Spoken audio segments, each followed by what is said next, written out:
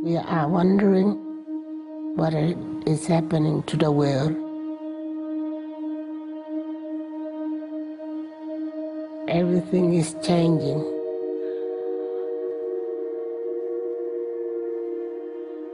The very idea of human being some sort of natural concept is really going to change. Our bodies will be so high-tech, we won't be able to really distinguish between what's natural and what's artificial. The original Industrial Revolution was driven by the discovery that you could use steam engines to do all kinds of interesting things. But that was followed by additional revolutions for electricity and computers and communications technology. We're now in the early stages of the fourth industrial revolution, which is bringing together digital, physical, and biological systems. One of the features of this fourth industrial revolution is that it doesn't change what we are doing, but it changes us.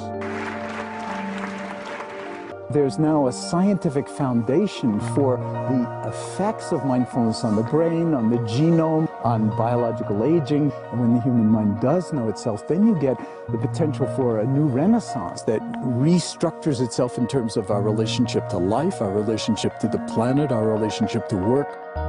We need a different economic model. And by that I don't mean capitalism versus communism.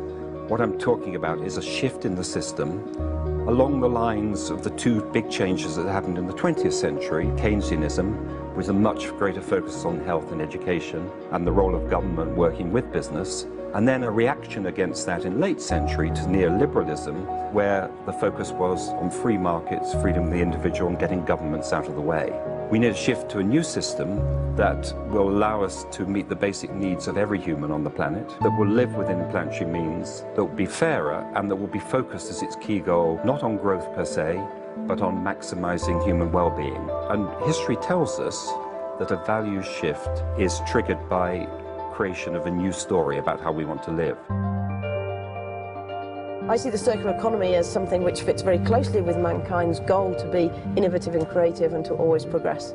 We can use asset tracking, we can use IT, we can use 3D printing to enable this different economic model to recover materials, feed them back into the economy, and really to decouple growth from the resource constraints we have.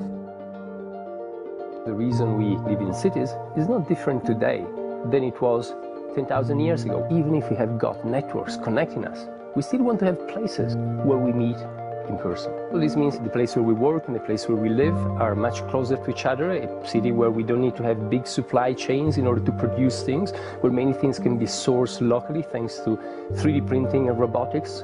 So if we're able to do something to transform cities, to make them more efficient, then the impact can be huge. If we think about the original Industrial Revolution, it was an energy revolution. I like to think of it as a kind of bookending of a period in human history during which we used fossil fuels, and it worked very well for us for a long time.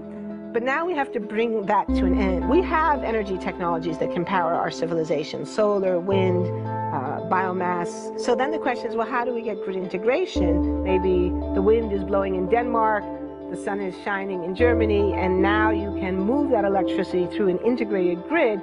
You can supply energy to everyone who needs it, and you can supply energy at all times.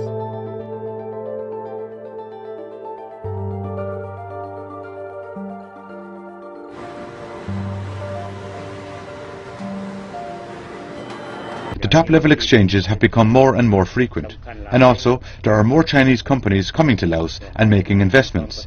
It has a strong relationship that China will really involve more and more, and there's a lots of hope that the whole world is creating about China's economic, since China is already have a surplus 6 plus in excess of that, and the rest of the world is less than 2%.